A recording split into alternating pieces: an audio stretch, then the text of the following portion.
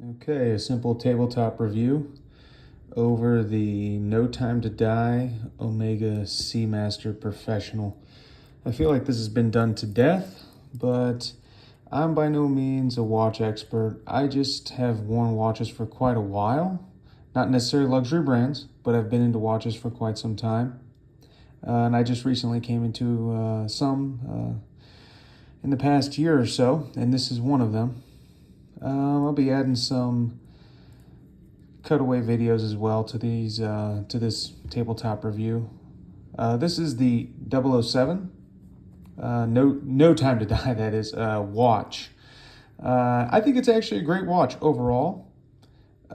It's extremely light, but not too light like some people said. Some people said, oh, it's so light, it's crazy. Nah, I still feel like it's on my wrist, which, by the way, my wrist is just under 7.5 inch wrist right here. So just under that 7.5 inches. The watch is honestly pretty great. It's aesthetically, it just fits me in every way possible. That's why I purchased it over other Omegas, which I did try on tons of other Seamasters. So it's not like this is the only one that I actually tried on, but this is the one that I like most. I also have the strap itself, the NATO strap that is, along with the bracelet. And I have actually worn this on a leather strap, Horween, Cordovan, Shell, I don't know how you say it, Horween, Shell Cordovan, leather strap with the Paul Newman Bund as well, which is kind of controversial for some people. Some people like it, some people don't. It definitely is different. At any rate, this watch fits my wrist pretty decently. I actually love this bracelet. I don't know why anybody doesn't like it, but I guess they say, oh, it sticks out a little bit. To me, it's a non-issue whatsoever. I think, honestly, this bracelet is amazing. I did not expect to like this at all. I was just like, I don't know. I've never seen a Milanese mesh bracelet like this, so I have no frame of reference. But it turned out I just loved it. I was really surprised. The lume is pretty good overall. The lume does what it needs to do. But this watch, specifically for me, which I'll get into more detail later, this watch is like a 9.5 for me, personally. Not a 10 out of 10, and I'll explain. There's two reasons why. One of which is the real reason, the other of which is not the biggest deal to me. But I'll tell you what I love about it. The fit, the finish, the feel. I just love it. I do like the lume overall because the bezel is action loomed as well, which is awesome. And then I like the Fotina, whatever you want to call it. I don't really care what anyone thinks of it. I like the look of this. I was in the military, so I kind of like a more militaristic tool watch aesthetic, which this completely nails it. You'd have to wear it, honestly. You'd really have to wear this in order to actually see what I'm talking about. Otherwise, what I'm saying could fall flat with you. Also, the bracelet. So basically, I love most everything about this watch. It feels great on the wrist. It's lightweight in every way possible. That just feels great, to say the least.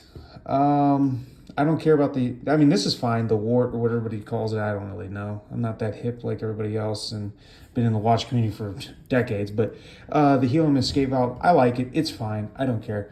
The actual crown itself has a great clickiness to it that I love, a tactile feel whenever I'm actually doing it. But as far as the loomed bezel goes, some people like it, some people don't, I guess. Not the loom part, I wouldn't assume, but the way that it clicks, and they say it just has a weird tactile feeling to it, so to speak. Like they don't like. So you can hear the difference. Watch. I'll just do it. This is how I normally do it on the wrist. You can hear the sound, and then if you're actually pressing it, different sounding. A little bit more crisp when you're actually doing it this way, which I know some people come straight on with it and they want to really it sounds like you're breaking it almost. But yeah, I like the watch, and I like the actual brushed titanium. Was it titanium 2? I don't really know. I like it because this will age with the watch itself. I don't mind the sword hands. I think they're actually gorgeous when they play in the light. But this will go into the first thing. I told you what I liked. I'll tell you the two things that I don't like. The first of which isn't really that big a deal to me. So we're talking about the actual hands themselves. This watch, at a glance, in low light when it's not charged up, can be a little difficult to read, just at a glance. It can. That is very, it is possible. I've noticed it myself. If you're just looking at it without any lume and it's low light, it can be a little bit of a pain to actually read just on the fly. When it's all loomed up, you just really have this little lollipop. That's what you have to look for. But really, the hands themselves are perfect. Some people might complain about the domed sapphire crystal. Honestly, I love it. You can see it right there. It really gives a vintage aesthetic to it. So I don't really care. Like I said, I can still read this watch just fine, but at times I think some people, and myself at times, in low lighting, it can be a little difficult to read. But usually I'd say like 8 to 9 times out of 10, it's perfectly fine. So that's not really the bugaboo for me. The part that really does get me, and it's not the biggest, this is why it's not like a home run. Well, it is a home run, but not a perfect 10 out of 10 is, I don't want you to hear the bracelet, but you can actually hear the rotor. There. Yeah, you're getting a little bit of that in there, but you can still hear it. So you can hear it when it's actually shaking. But to be honest, I've done the exact same thing on my wrist. You mostly just hear this, the actual clickiness of the bracelet, but you really got to hold it and shake it hard, but you can hear it. But normal walking, doing whatever you have to do, you don't notice it.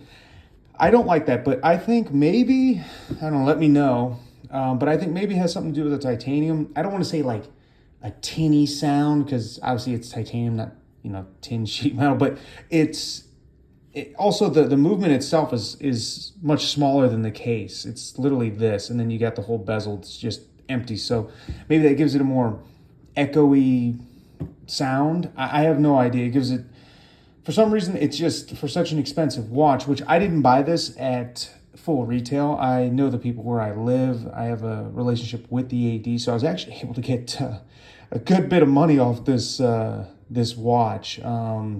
Actually, a lot of money. I was surprised that they were allowing that, and I was really grateful for it. So I didn't pay full price. But with that being said, I still think the watch is amazing, even still. Yeah, those are the two major things. At a glance, and that's not major, so it's just really one major thing. At a glance, it can be a little difficult to read. It kind of bows out, but when my wrist swells a little bit out running or walking or doing something, it can bow out just a tad, but not really. It's actually not bad. I usually wear my watches as I think they should be worn, above the wristband. I don't think your watch should be worn down here. So yeah, up here it's probably about the 7.5, maybe just under 7.5 inch wrist. This fits, honestly, it's buttery smooth. It's so great. I love all the brush finishing.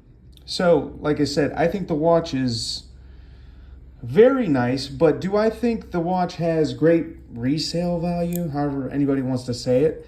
Is it a great investment? I don't know. I don't honestly care either if it's considered a great investment or not in that sense, because I'm just going to wear it. I don't have any intentions of selling it. Although some people probably know better than me. I do think in time, the watch itself could go up in value just because a new Bond movie will come out.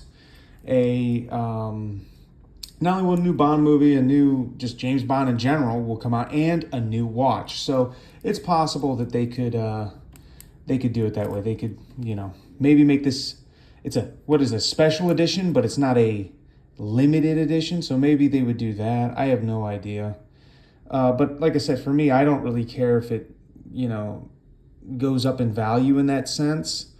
I don't look at watches as an investment. If I was going to invest, honestly, in Omega, I would just go into the stock market. Literally, you can do this on various apps easily. And go to Swatch Group. You can find them right now.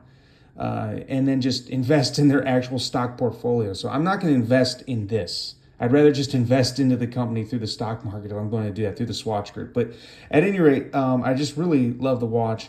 It looks good on a myriad of straps. I don't want to say it's a strap monster, not like a Speedmaster strap monster, but it is pretty legit.